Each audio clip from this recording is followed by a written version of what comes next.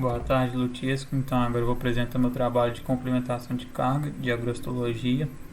E, primeiramente, eu vou falar sobre a relação de fibra e energia das forrageiras. Bom, aqui eu escolhi 4 variedades de forrageiras, sendo 2 tipos tropicais e 2 de clima temperado.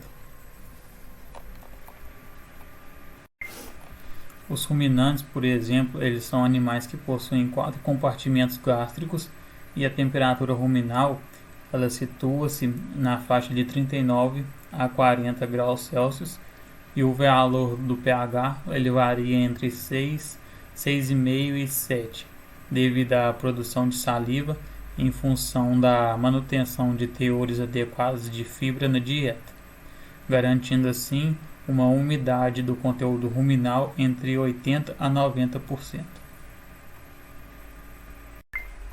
A qualidade da forragem relaciona com o desempenho do animal com o consumo de energia digestível. Então, o valor nutritivo ele vai ser formado pela composição química da forragem, sua digestibilidade e a natureza dos produtos da digestão. Dentro da composição química, temos a proteína, as proteínas, as fibras, extrato etéreo, extrativos não nitrogenados, minerais e vitaminas. Para a análise da forragem é preciso verificar os teores de fibra, proteína, lignina para poder depois avaliar os conteúdos da matéria seca da forragem. A fibra bruta vai ser avaliada durante o tratamento da forragem com soluções de ácidos e bases fracas.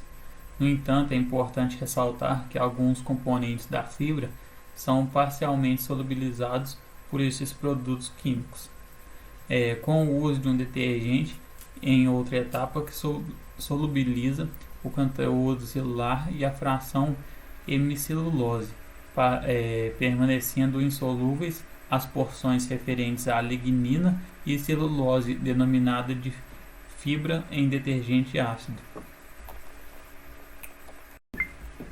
A principal fonte de energia proveniente da digestão de volumosos são os constituintes da parede celular, envolvendo principalmente celulose e hemicelulose. Esses carboidratos eles possuem ligação do tipo beta combinadas em cadeias.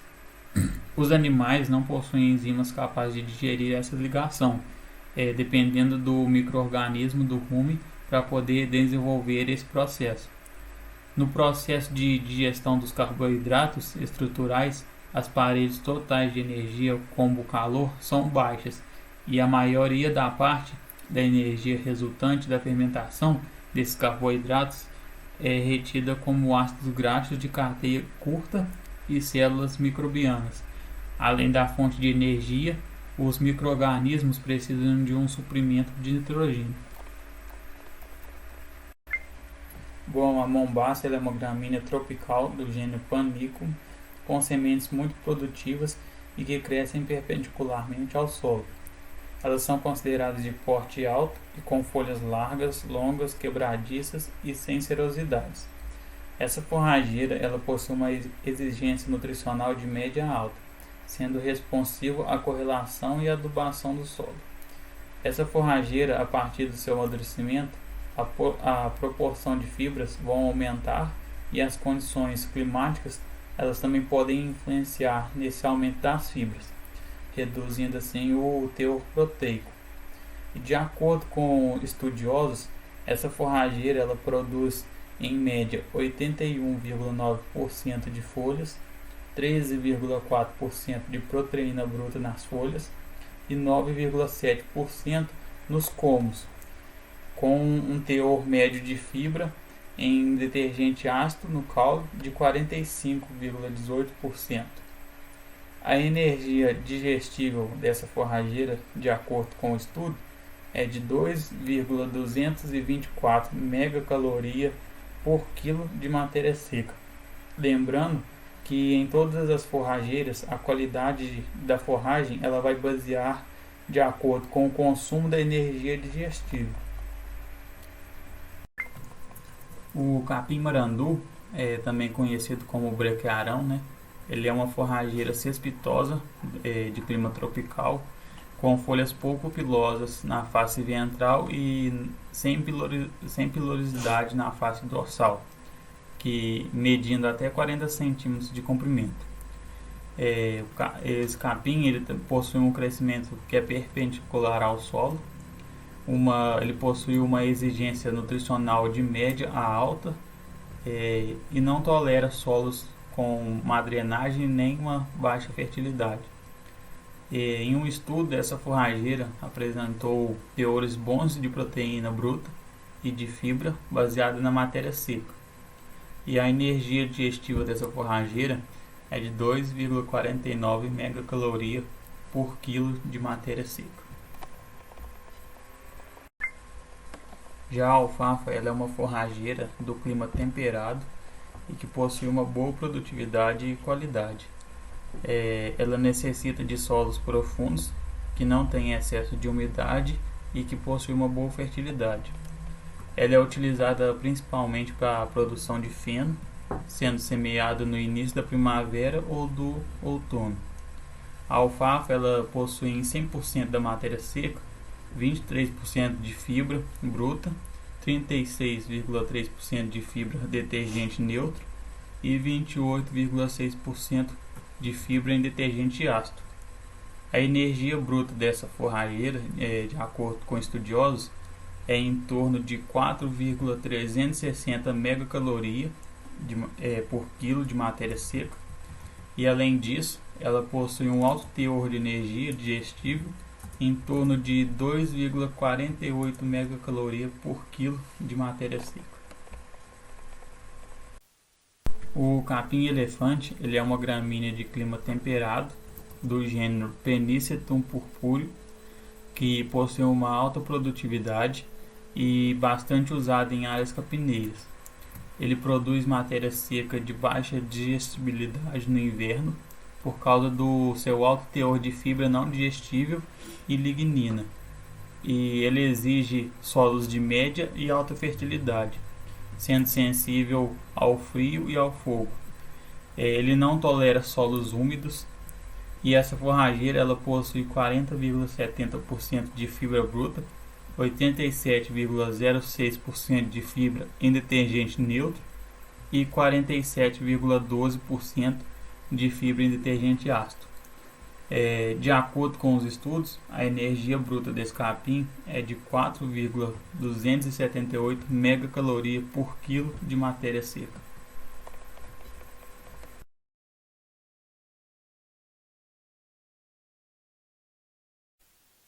Bom, agora eu vou falar sobre a conservação do solo e a produção das forragens. Primeiramente, eu vou falar sobre a conservação do solo. A conservação do solo ela vai permitir um adequado uso e manejo para as pastagens, né?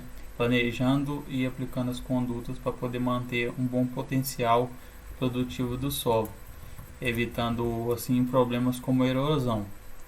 As principais condutas utilizadas para a conservação do solo são as rotações de culturas, adubação verde, pastagens e reflorescimento, além de controlar a erosão em sulcos, estabilização de canais escoadouros, quebra-vento e estabilização de ossorocas. A rotação de cultura ela vai evitar o esgotamento do solo em determinados nutrientes, favorecendo o uso mais equilibrado das reservas nutricionais do solo, vai reduzir a incidência de doenças e pragas, vai melhorar a agressão do solo e reduzir a erosão e dissipar a energia da enxurrada. A cultura de proteção e adubação verde ela vai proteger o terreno da ação das chuvas e ventos. Além da proteção, ela garante boa fixação biológica de nitrogênio. E já a adubação verde ela é a colocação de tecido vegetal verde no solo não decomposto. A escolha da cobertura vegetal depende das condições do local, apresentando um rápido crescimento, uma boa cobertura e tolerante à deficiência nutricional ou à toxidez de alumínio. Existem práticas mecânicas para a conservação do solo, sendo o cultivo em contorno, terraceamento, canais escoados, paralelos e divergentes, além de uma estabilização de vossorocas. Bom, agora então falando a respeito sobre a produção das pastagens. Os fatores climáticos eles vão determinar a produtividade das pastagens, sendo a temperatura do ar, a radiação solar, o fotoperíodo e a umidade do solo, que vão afetar o acúmulo da biomassa e o valor nutritivo das pastagens. A variação sazonal nesse fator climático eles vão determinar a quantidade e a qualidade da pastagem ao longo do ano. É importante falar sobre a estacionalidade da produção e como ela vai influenciar no planejamento das propriedades que se dedicam, né, à produção animal baseada no uso de pastagens. A produção de forragens é um dos fatores que mais limitam o desenvolvimento da pecuária baseado no uso de pastagens, e isso acontece por causa da dificuldade em tomar as decisões devido à estacionalidade da produção das pastagens tropicais. A adaptação e a sobrevivência e o crescimento das plantas são funções diretas do ambiente, e essas variáveis vão caracterizar a distribuição territorial, né, das diferentes espécies forrageiras, além também de influenciarem diretamente a produtividade das pastagens. Em temperaturas e índices pluviométricos altos, a produção de forragem ela vai ser favorecida, mas em temperaturas baixas, com restrição hídrica, ela vai limitar o crescimento das gramíneas tropicais. O ambiente ele vai determinar o crescimento, a produção, o desenvolvimento fenológico e a qualidade da forragem. No crescimento, quando o suprimento de água e nutrientes normalmente é suficiente, a temperatura e luminosidade têm maior influência. As produções de planta forrageira na região do centro-sul do Brasil, eles concentram-se no verão agroestológico de outubro a março e representa cerca de 75% a 85% da produção anual de forragem, enquanto que no inverno agroestológico de abril a setembro ocorre uma produção da ordem de 15% a 25% no total anual. Ao observar a estacionalidade de 25 espécies de forrageiras no estado de São Paulo, perceberam que as proporções, né, de acúmulo de forragem durante o verão eles variaram de 94% para a espécie mais estacional a 77% para as menos estacionais. Assim, no período das águas, também conhecido como verão agroestológico, as temperaturas mais elevadas e precipitação pluviométrica regular e a alta luminosidade vão determinar o aparecimento e alongamento das folhas e o perfilhamento, resultando assim em crescimentos vigorosos da planta e altas taxas de acúmulo de forragem. É nessa época que as pastagens normalmente elas respondem às práticas de manejo do pasto, de pastejo, e produzem aproximadamente 80% da sua produção anual total de matéria seca, né? Por outro lado, no período da seca ou inverno agroestológico, com menores temperaturas, precipitações reduzidas e baixa luminosidade vão reduzir a velocidade dos processos associados ao crescimento e ao desenvolvimento da planta, gerando assim uma redução no acúmulo de forragens das pastagens. A temperatura do ar é um dos principais fatores que vão determinar a estacionalidade de crescimento de plantas forrageiras tropicais, e ela vai variar de acordo com a estação do ano, de acordo com a altitude, a declividade e a face de disposição do terreno, alterando assim a distribuição e o crescimento das plantas, por interferir na fisiologia dos processos de absorção e translocação de nutrientes. O crescimento de cada espécie é interrompido quando a temperatura ultrapassa um determinado valor máximo ou cai abaixo de certo valor mínimo, sendo o valor máximo entre 25 graus Celsius e 35 graus Celsius, e o valor mínimo é de 15 graus Celsius. A elevação da temperatura de 25 graus Celsius para 30 graus Celsius provoca o alongamento e o espaçamento entre nós, nos capins quicuis, aumentando a produção dos combos.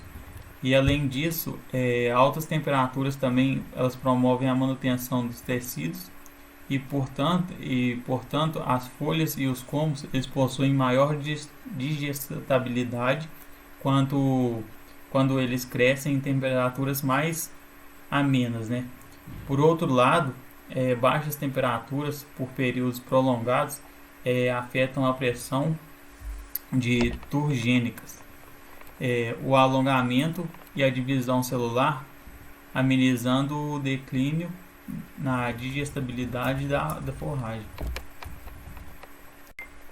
A disponibilidade de luz para as plantas ela está relacionada à distribuição estacional da energia solar, sendo um fator básico e limitante da produção, pois ela determina as taxas de fotossíntese nas plantas. Na região central do Brasil, a radiação recebida entre os meses de maio e agosto representa apenas 66% daquela recebida de novembro a fevereiro, que são os meses de maior crescimento de forragem. A água ela constitui de 80% a 95% da massa dos tecidos vegetais em crescimento. Ela realiza o transporte de solutos, atuando como reagente no metabolismo da fotossíntese e da respiração. Ela vai definir a forma e a estrutura dos órgãos. Vai auxiliar também na abertura e fechamento dos estômatos, como também na penetração do sistema radicular no solo, e além de atuar no crescimento e na expansão celular. Para cada grama de matéria seca produzida, cerca de 500 gramas de água são absorvidos pelas raízes, transportando pelos vasos condutores das plantas e perdidos para a atmosfera. Em alguns estudos, falam que o uso da irrigação como estratégia para poder aumentar a produção de forragem durante a estação da seca pode não ser eficiente caso haja outros fatores restritivos ao crescimento da planta, como a temperatura e luminosidade. Para minimizar essa estacionalidade, são usadas estratégias como adubação com nitrogênio, aumentando assim a produção das forragens, principalmente em épocas de chuva. Além disso, podemos realizar também a irrigação, que vai diminuir o estresse hídrico sobre a planta, aumentando assim a produtividade do pasto, mas ela não elimina a estacionalidade. O deferimento é outra opção que vai adiar o uso do pasto pelo animal, selecionando as áreas e excluindo a do pastejo, além da suplementação também, que é adicionado os nutrientes deficientes nas forragens da pastagem. O desenvolvimento de uma planta ele é caracterizado pelo aparecimento da haste primária a partir da semente, que por sua vez produz folhas seguindo um ritmo determinado geneticamente e que é função da ação da temperatura ambiente sobre o meristema apical. As folhas elas são formadas a partir do desenvolvimento de primórdios foliares que surgem na forma de pequenas protuberâncias alternadamente de cada lado do domo apical, originando os fitômeros, unidades de crescimento das gramíneas. Cada fitômero é constituído de lâmina e bainha foliares, entrenó, nó e gema, e cada folha produzida possui gemas auxiliares que são capazes de originar novas hastes com características idênticas a que lhe deu origem, chamado perfílio. A contínua emissão de folhas e perfílios eles garantem a restauração da área foliar após a desfolha, garantindo assim a produtividade e a perenidade da pastagem. A produção de folhas no perfilho é um processo contínuo, existindo 4 tipos de folhas, que apresentam características próprias durante o seu ciclo de vida, sendo as folhas em expansão, que estão envolvidas pelo crescimento, as folhas emergentes, apresentando as lâminas visíveis, folhas completamente expandidas em uma fase de máximo desempenho fotossintético, e as folhas senescentes. Então, as plantas forrageiras são entidades dinâmicas e altamente interativas com o ambiente ao seu redor. Fatores abióticos e bióticos, eles vão contribuir para tornar extremamente complexo o ecossistema de pastagens. A produção de forragem, entendida como o balanço líquido entre a síntese de novos tecidos e a perda de tecidos por senescência e morte, pode influenciar positiva ou negativamente por um mesmo fator, dependendo da combinação espécie-ambiente. Da mesma forma, o perfilhamento, que é o componente-chave da produtividade, além de ser determinado por fatores genéticos, é altamente sensível ao ambiente. O domínio e o controle desses processos só serão possíveis se forem conhecidas as particularidades biológicas de cada espécie ou grupo de espécies de plantas forrageiras e as suas respostas ao ambiente onde se pretende explorá-la economicamente. Bom, agora eu vou falar sobre as diferentes integrações relacionadas à forragicultura. Bom, eu vou começar falando sobre a interação lavoura, pecuária e floresta. A interação lavoura, pecuária e floresta é uma estratégia de produção que vem crescendo no Brasil nos últimos anos. Ela é a utilização de diferentes sistemas produtivos, agrícolas, pecuários e florestais, dentro de uma mesma área. Ela pode ser feita em cultivo consorciado, em sucessão ou em rotação, de forma que haja benefício mútuo para todas as atividades. Ela busca otimizar o uso da terra, elevando a produtividade em uma mesma área, utilizando melhor os insumos, diversificando a produção e gerando mais renda e emprego. Tudo isso de maneira ambientalmente correta, com baixa emissão de gases causadores de efeito estufa ou mesmo com mitigação de gases. Ela promove a recuperação de áreas de pastagem degradadas, instalando diferentes sistemas produtivos, como os de grãos, fibras, carne, leite e agroenergia, sempre buscando melhorar a fertilidade do solo com a aplicação de técnicas e sistemas de plantio adequados para a otimização e a intensificação do seu uso. Dessa forma, ela permite a diversificação das atividades econômicas na propriedade e minimiza os riscos de frustração de renda por eventos climáticos ou por condições de mercado. Além disso, essa integração ela também reduz o uso de agroquímicos, abertura de novas áreas para fins agropecuários e o passivo ambiental, possibilitando ao mesmo tempo o aumento da biodiversidade e do controle dos processos erosivos. Com a manutenção da cobertura do solo, essa integração ela vai estar aliada a práticas conservacionistas, como o plantio direto, uma alternativa econômica e sustentável para elevar a produtividade das áreas degradadas. E o Ministério da Agricultura ele firma convênios e acordos com cooperações técnicas com órgãos, entidades e instituições públicas e privadas para poder capacitar pessoas, incentivando a prática dessa integração entre os produtores rurais. E foi desenvolvido um programa pela coordenação de manejo sustentável dos sistemas produtivos. No Brasil, o plantio de florestas comerciais como eucalipto e pinos garantem renda extra para o produtor com balanço positivo na emissão de carbono, e a projeção de plantio é boa para os próximos anos. devido à demanda dos setores madeireiros, moveleiros, energéticos e de celulose.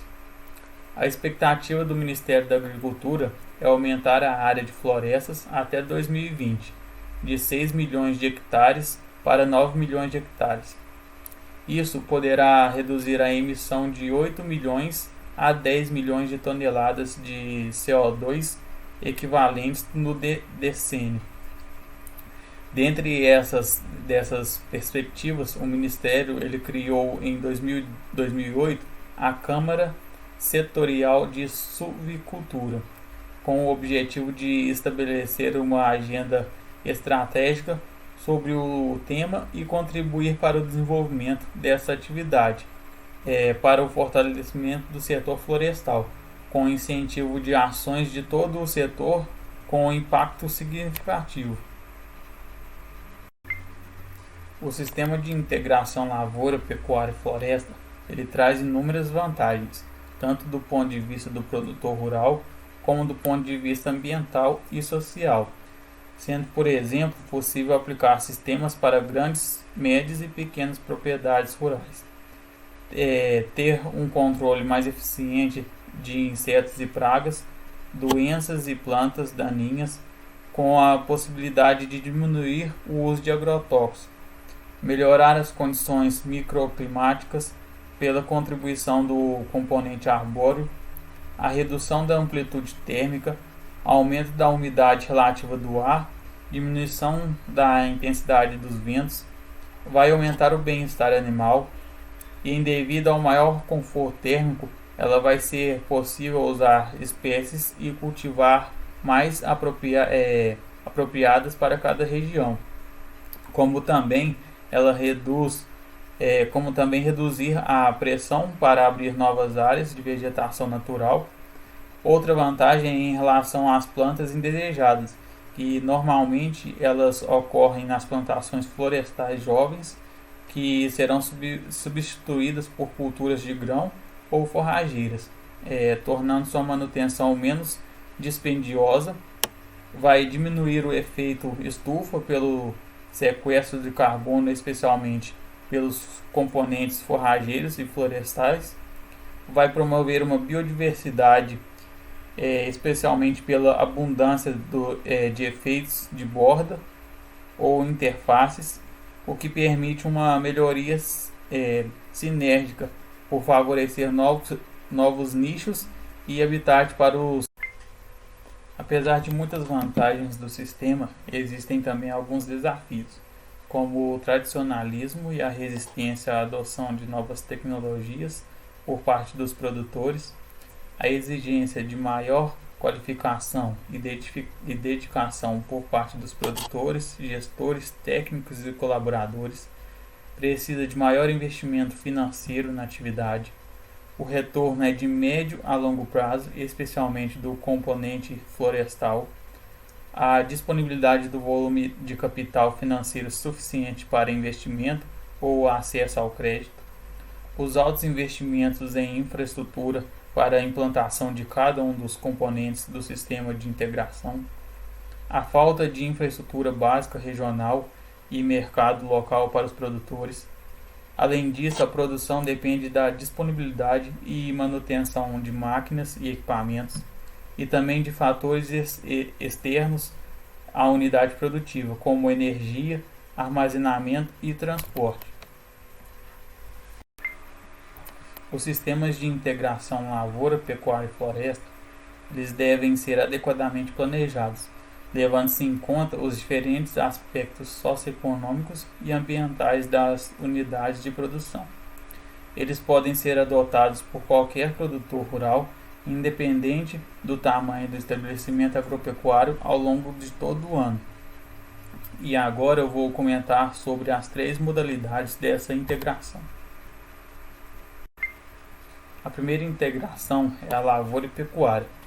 Esse sistema ele consiste em explorar atividades agrícolas e pecuárias de forma integrada, em rotação ou sucessão, na mesma área, porém em diferentes épocas, aumentando a eficiência no uso dos recursos naturais, com menor impacto sobre o meio ambiente.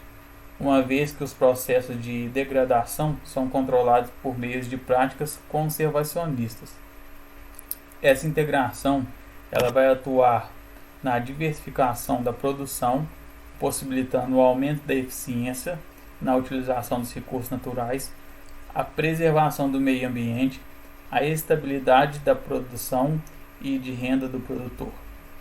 O sistema de integração lavoura e pecuária é uma alternativa viável que contribui para recuperar áreas degradadas na adoção de boas práticas agropecuárias e um aumento na eficiência com o uso de máquinas, equipamentos e mão de obra. Essa integração ela vai melhorar a qualidade do solo e diversificar as alternativas de renda na propriedade. Além disso, o aspecto da segurança alimentar é outra característica marcante, tendo em vista que o sistema ele agrega diferentes meios de produção vegetal e animal, além de aumentar o indicador de saúde ambiental e pessoal, reduzindo assim a emissão de poluentes atmosféricos, poluentes hídricos e de geração de contaminação de solo, contaminantes de solo. As vantagens de utilizar a integração lavoura e pecuária são a diversificação de atividades dentro da propriedade, um melhor equilíbrio de fluxo de caixa, redução do custo de reforma de pastagem, formação de palhada de qualidade para o plantio direto, quebra do ciclo de pragas da lavoura, redução de plantas invasoras, otimização do uso do maquinário e obtenção de 2 safras por ano, e entre outras vantagens também. A segunda integração é a integração pecuária e floresta.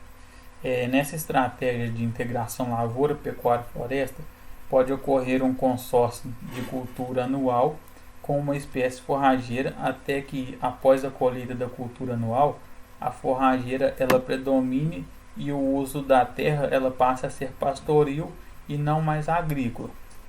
Há ainda o cultivo consorciado com a semeadura defasada, que é o caso das espécies de forrageiras semeadas tardiamente, como por exemplo na cultura da soja. Em sistemas mais complexos, com a presença de árvores, pode ocorrer consórcio de uma cultura anual com árvores. Após a colheita da cultura anual e o início do pastejo, o sistema será silvopastoril ou integração pecuária-floresta, que é o sistema de produção que integra os componentes pecuários, que é a pastagem e animal, e florestal em consórcio. Agora a terceira e última integração, que é a integração lavoura e floresta. Essa integração ela também faz parte da estratégia da integração lavoura, pecuária e floresta. E nessa integração, o sistema de produção ele integra os componentes florestais e agrícolas, pela consorciação de espécies arbóreas e agrícolas perenes, ou a consorciação de espécies arbóreas e agrícolas anuais, em rotação ou em sucessão.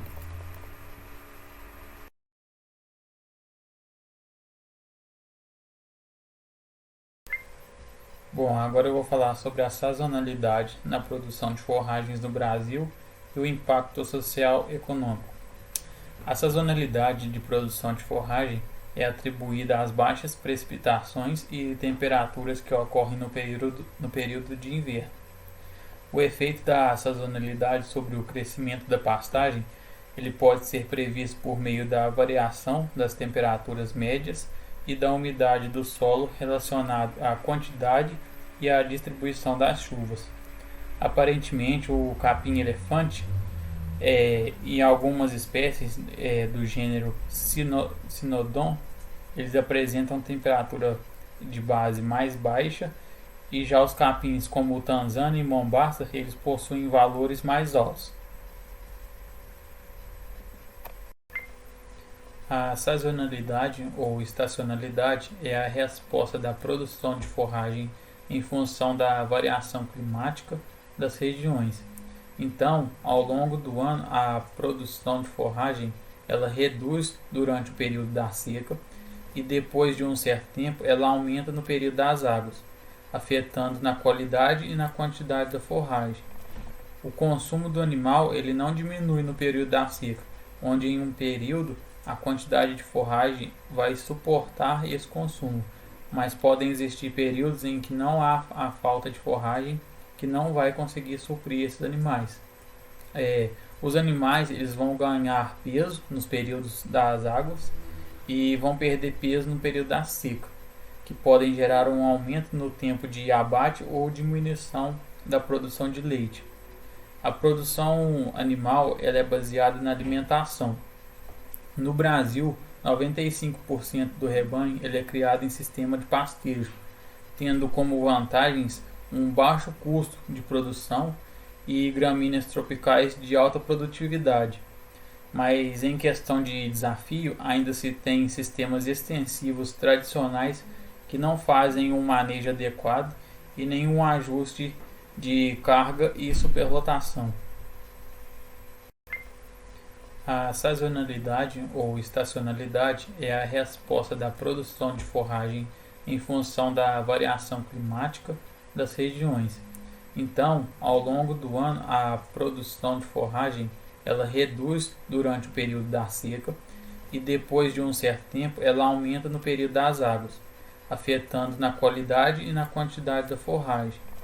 O consumo do animal ele não diminui no período da seca, onde em um período a quantidade de forragem vai suportar esse consumo, mas podem existir períodos em que não há a falta de forragem que não vai conseguir suprir esses animais.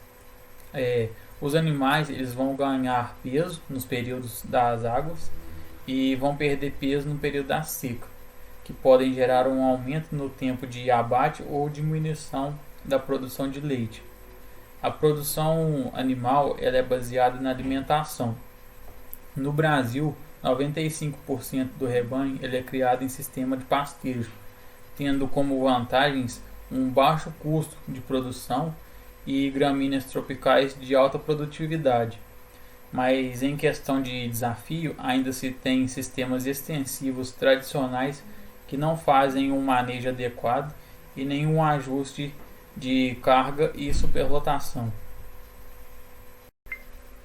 As pastagens são os volumes básicos, mas existem outras alternativas para ofertarem esses volumosos, sendo a irrigação do pasto, compras de volumoso, vedação de pasto, fenação, ensilagem, capineiras e legumineiras. É preciso que haja conhecimento sobre esse assunto, porque pode haver uma intensificação da degradação dos pastos, podendo ter prejuízos para o sistema de produção e econômicos. Por isso, é preciso ter estratégias quando o pasto não conseguir atender às demandas dos animais. A sazonalidade ela é o reflexo direto da dependência das questões climáticas, biológicas e físicas, limitando assim a produção em períodos específicos.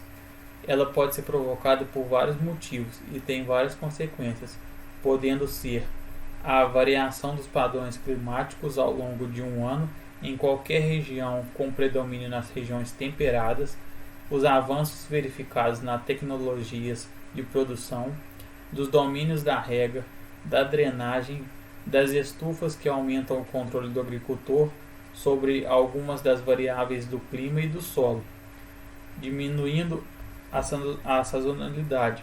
Entretanto, ela tem um elevado custo para as operações técnicas. A sazonalidade ela vai afetar os custos de produção, gerando assim um aumento nos preços devido à baixa quantidade de oferta que é refletida nos preços dos insumos. Então, a sazonalidade ela possui uma influência na demanda dos preços e dos produtores.